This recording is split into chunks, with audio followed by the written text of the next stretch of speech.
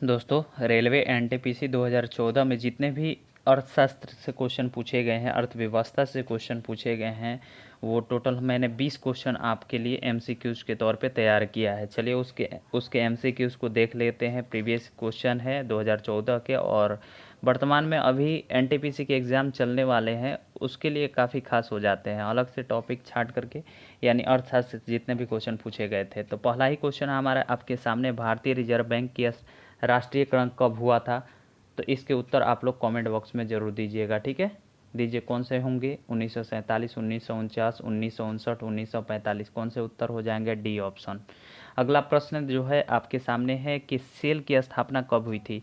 तो याद रखिएगा आज से, अगर याद है तो आप लोग कमेंट कर सकते हैं कमेंट बॉक्स में। कौन से उत्तर हो जाएंगे? चलिए तो ध्यान रखिएगा 1974। अगला प्रश्न है, राउरकेला में इस्पात कारखाने की स्थापना किसके सहयोग से की गई थी? किसके सहयोग से? कौन से राष्ट्र होंगे, कौन से देश होंगे, उसके नाम बताए। जर्मनी, रूस, जापान, ब्रिटेन, कौन से होंगे? तो आप लोग को पता है? चलिए कमेंट कर लीजिए। कमेंट नहीं पता है तो ए ऑप्शन इसके सही उत्तर हो जाएंगे, जर्मनी। अगला प्रश्न है कि राष्ट्रीय विकास परिषद के अध्यक्ष कौन होता है? तो ये तो बहुत आसान क्वेश्चन है, आप लोग जवाब दे सकते हो। कौन से उत्तर हो जाएंगे? कौन से उत्तर हो जाएंगे? प्रधानमंत्री, बी ऑप्शन।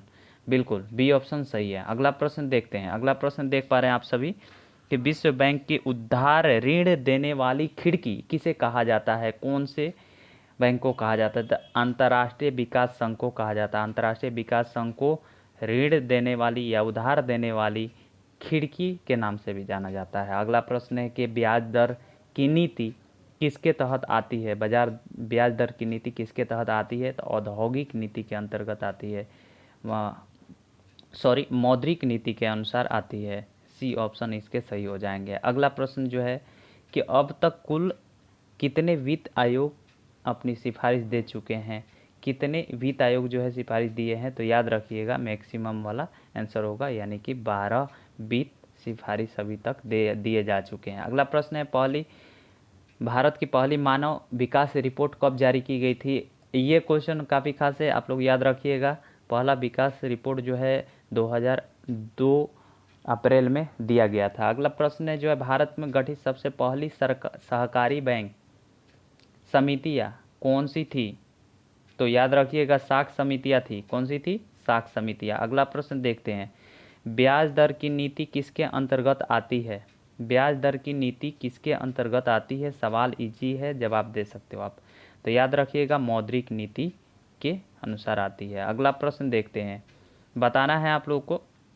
देखिए ये भी क्वेश्चन जो है काफ़ी आसान है और काफ़ी मतलब इम्पोर्टेंट है कि केंद्र सरकार को भारतीय रिजर्व बैंक की शुद्ध साख के में वृद्धि किस प्रकार के बजट घाटे को प्रदर्शित करती है? बताना है कौन सी प्रकार का। तो मौद्रिक घाटा, मौद्रिक से क्वेश्चन जो है काफ़ी हद तक पूछे गए थे। अगला प्रश्न जो है कि ऐसे विदेशी मुद्रा जिसमें शीघ्र पलायन कर जाने की प्रवृत्ति हो वो कहलाती है, क्या कहलाती है? उसका नाम बताइएगा। तो बहुत अच्छा सवाल है, आप लोग आराम से बताइए, कोई जल्दी नहीं है।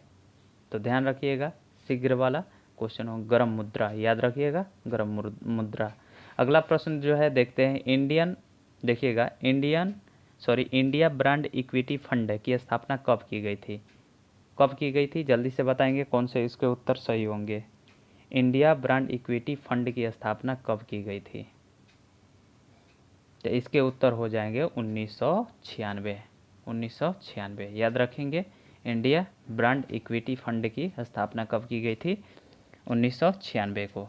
अगला प्रश्न है कि सेंट्रल, देखिएगा ध्यान दीजिएगा, यहाँ पे क्वेश्चन है कि भारत में केंद्रीय बैंक के सभी काम कौन सा बैंक संपादित करता है? तो ये क्वेश्चन जो है आपका कौन से उत्तर हो जाएंगे? भारतीय रिजर्व बैंक ऑफ इंडिया, ठीक है। अगला प्रश्न है कि नीति आयोग के सदस्यों की संख्या कितनी होती है? तो नीति आयोग की सदस्यों की संख्या जल्दी से कमेंट करके, ये आपके ऊपर छोड़ देते हैं, 15 नंबर कौन से उत्तर हो जाएंगे? चलिए बता दीजिएगा कमेंट में कौन से उत्तर होंगे। अगला प्रश्न है कि यूरो एक इकाई के बदले किस मुद्रा को सर्वाधिक इकाई के रूप में रखा गया है? बताइए कौन से मुद्रा होगा, ऑप्शन के अनुसार में बताना है। तो याद रखिएगा आइंदा से यूरो के मुकाबले में इटालियन लीरा को रखा गया, इटालियन लीरा।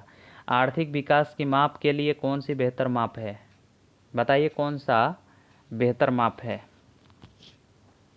तो याद रखिए राष्ट्रीय आय, ठीक है, आर्थिक विकास के लिए। अगला प्रश्न जो है देख लेते हैं, भारत में वित्त आयोग का गठन कब, वित्त आयोग का गठन का प्रावधान किस अनुच्छेद के अंतर्गत है? वित्त आयोग का गठन का प्रावधान जो है वो अनुच्छेद 280 के अंतर्गत होता है। अगला प्रश्न देख पा रहे हैं आप सभी, भारत में हरित क्रांति के मामले में सबसे ज़्यादा सफल रही थी गेहूं और चावल। याद रखिएगा सी ऑप्शन जो है सही होंगे।